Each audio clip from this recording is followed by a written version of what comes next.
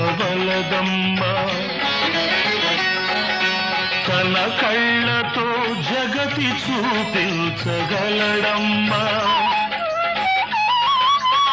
కళ్ళు లేవని నీకు కలతింకవలదమ్మ